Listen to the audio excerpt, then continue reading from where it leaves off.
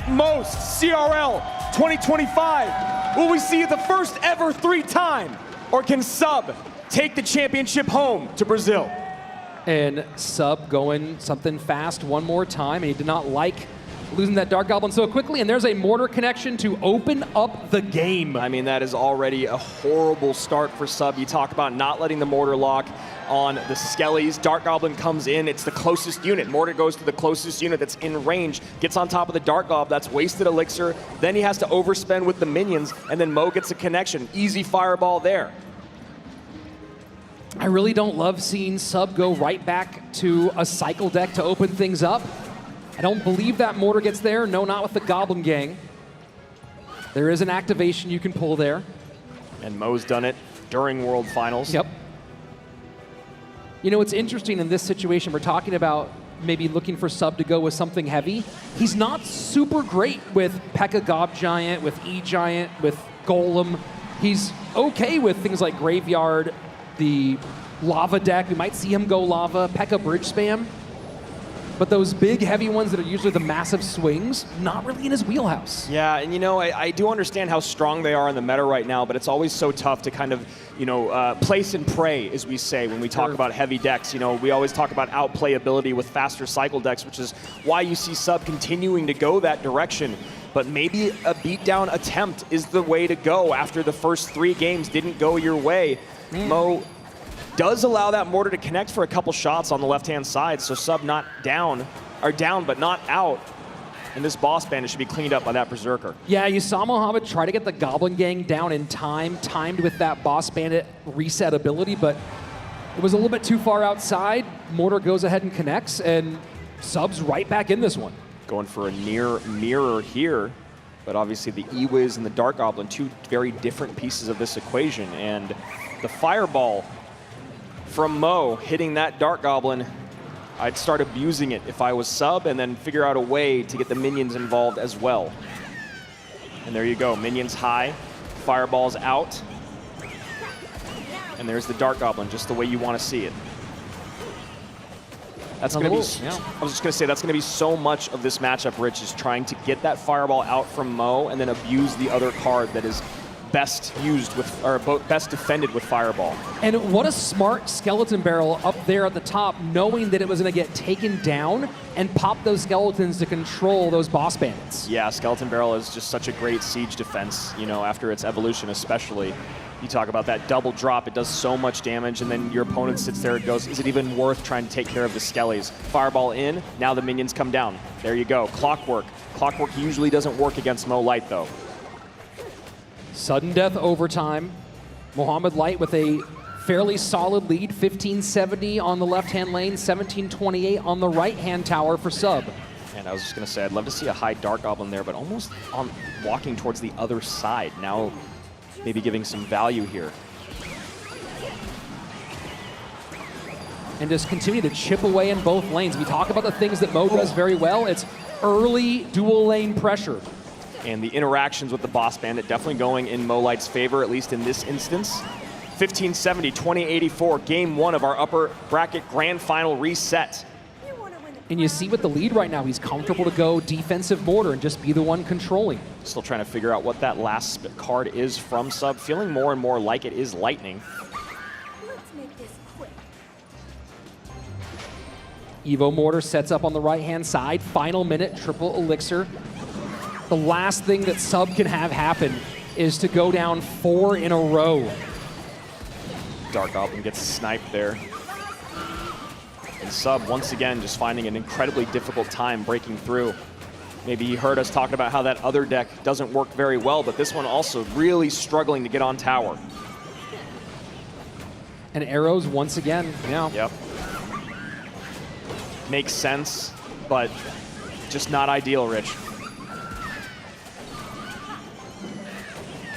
And another mortar down for Sub, 18 seconds remains. He needs that mortar to connect and then some, and there's just absolutely no way as another thing on the right-hand side. Boss Bandit breaks on through, Barrel's gonna drop down. Sub, 4 in a row to his opponent, and only 2 lives to give in his 2025 run.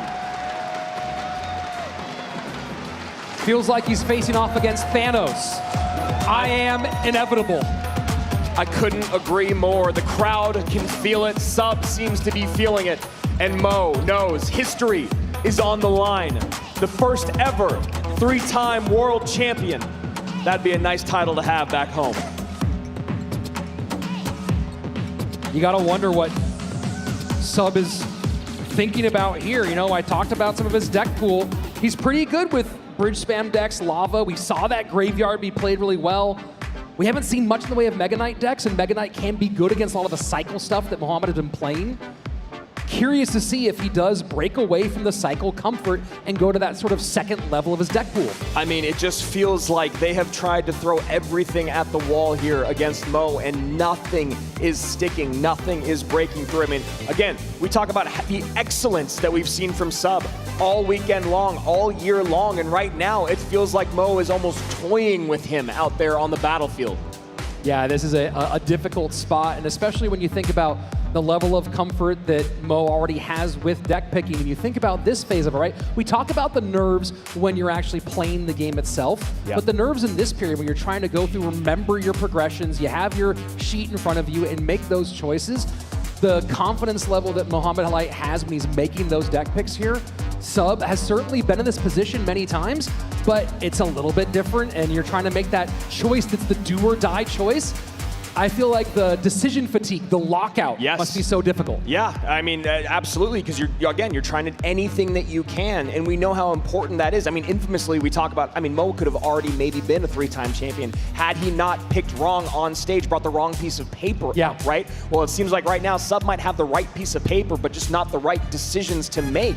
And that's the best thing about your coach, especially online, is they can sit there and make those unbiased, objective decisions without feeling the heat of the room and the lights and the crowd and the moment. I want to see Sub do two things. I want to see him pick a deck that has direct tower damage. Yes. And I want to see him pick a deck that can go all the way to triple and then make a big downhill push and force Mohamed Light to play defense. I want to see him go back to graveyard, I think. I like that you were bringing that up earlier. I really don't want to see him try drill because of how bad he could match up.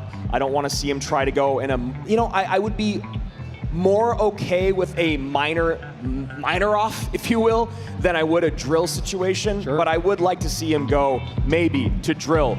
Game 2, grand finals, coming your way. Fireball and Barb Barrel and E-Wiz all out for Mohamed, and he goes minor.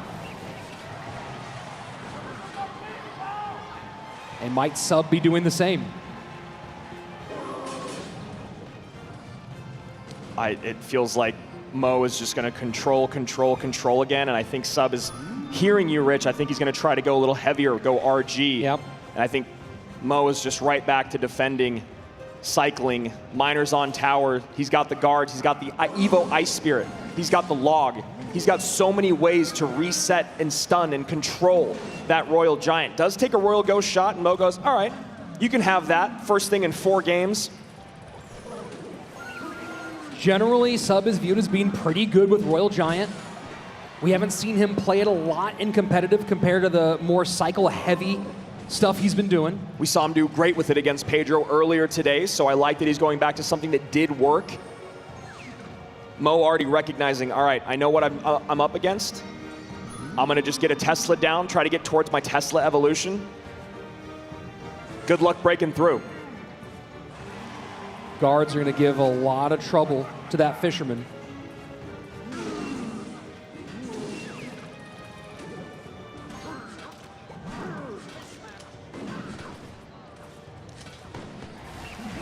And the tension in this room right now, Andrew. Yesterday we said it, I can echo it right now, as there's hundreds of people behind us and you could hear a pin drop.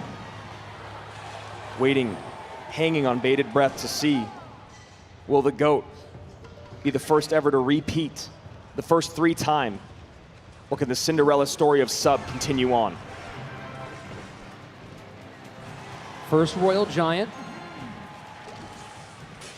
I just don't know how you're going to break through, how you're going to beat the cycle. Teslas are out early. Guards are always there to protect the Fishermen. Logs and Ice Spirits. Oh my. Oh my, indeed. Evo Tesla out preemptively. I mean, and look at that. that's just one of those things where you're like, I don't even care about playing my Evo when you're not on offense. I just need to, just Sim City, as we call it. Buildings down, always gonna have that second building ready. You have another RG, I have another Tesla.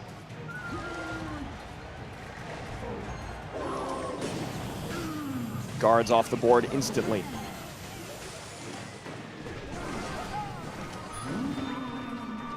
Lead is, for the moment, for Subs, 27-13 to 26-68. From the top right of your screen down to your bottom left. And now Sub gets aggressive at the bridge. And hyper aggressive at the bridge. Log plus E-Spirit to clean up the guards.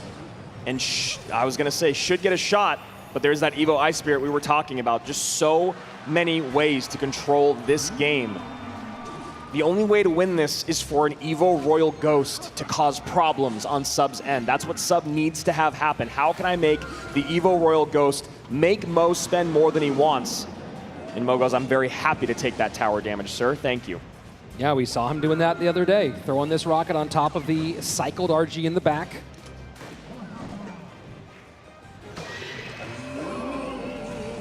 Evo Ghost cycled in the back for Sub.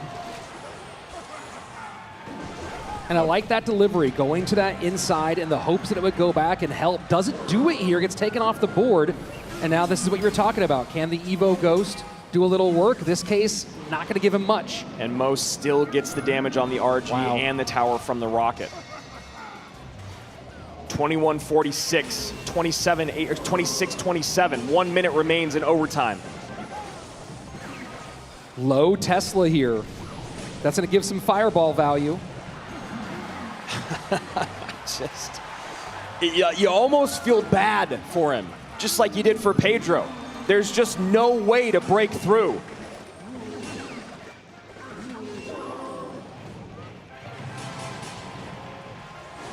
Royal Giant to the right-hand lane.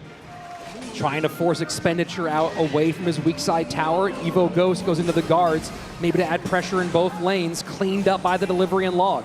Mo Light looks more locked in than we've ever seen him before, Rich.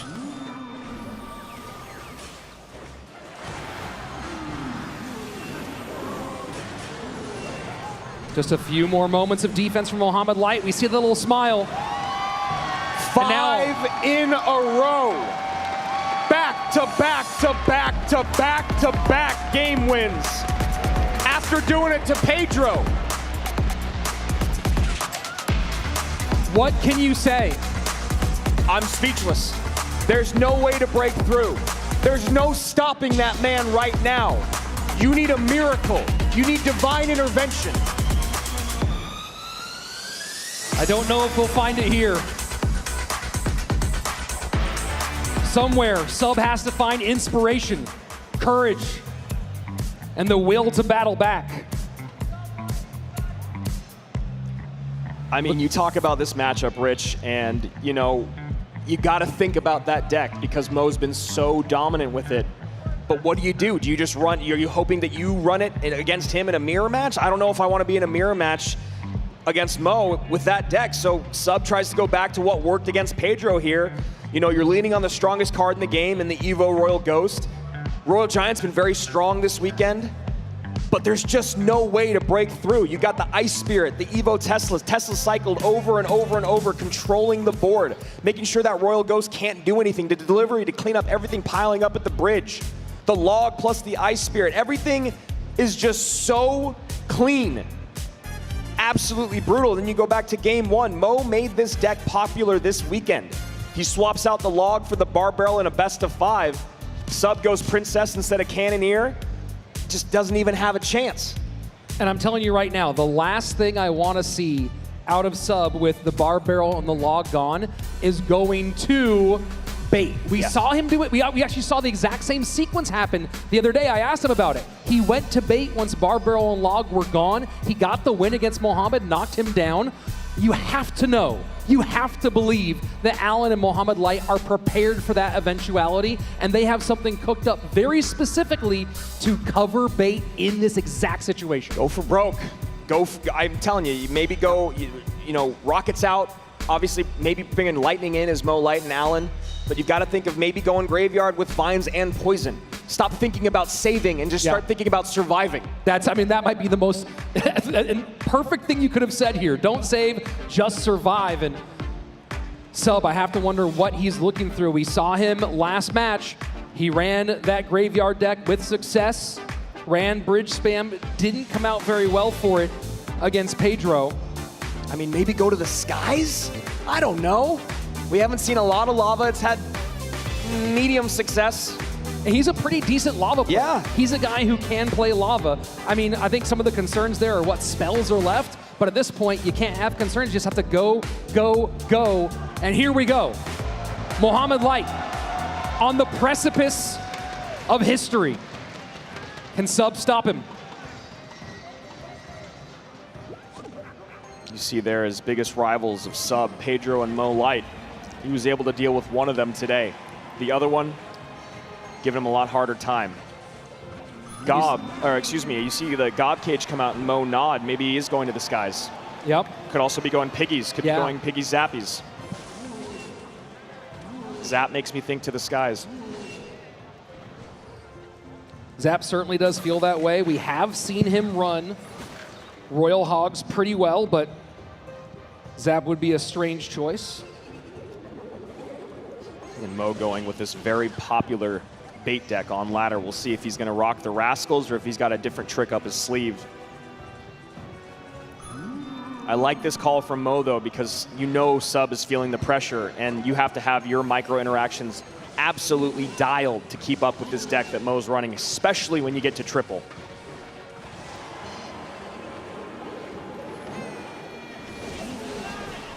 And the curse comes out defensively. Damage in both lanes for Mohamed. Now he pressures the right-hand side.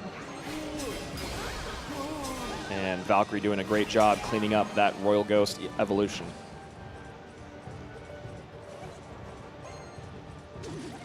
The question is, Rich, a lot of times when we talk about going to the skies, going with Lava Hound, there has to be a moment where you sacrifice damage or a tower usually to get your lava on the board, or you have to make your opponent make mistakes elixir-wise so you get the advantage. As you can see right now, only about 1 elixir up and a couple thousand HP down. Yeah, that's a really tough one. And now that we know that it's going to be no spell, no big spell, obviously you have to contend with the Vines. Yep. But if you can keep that flying machine, stack a couple flying machines, start abusing them. And the Goblins on tower. Evo Zap has to come down defensively there. Zappy's stunning, going to get a double connection on the left-hand side. And the crowd can feel it.